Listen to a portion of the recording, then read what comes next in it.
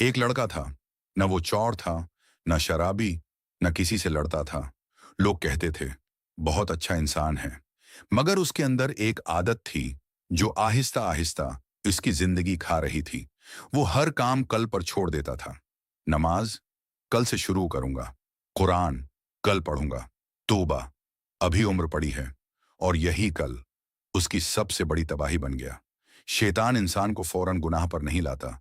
वो पहले सिर्फ एक लफ्ज दिलवाता है, बाद में फिर इंसान आहिस्ता आहिस्ता नेकी से दूर होता जाता है। याद रखें, जो इंसान नमाज में देर करता है वो जिंदगी में भी पीछे रह जाता है। और सबसे खतरनाक बात जानते हैं क्या है? मौत कभी कल नहीं कहती, वो अचानक आती है। कितने लोग सुबह घर से निकले मगर शाम वापस न आए।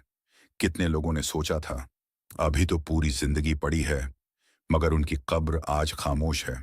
अगर अल्लाह ने आज आपको ये पैगाम सुनने का मौका दिया है तो शायद ये एक इशारा है कि अभी भी वक्त है।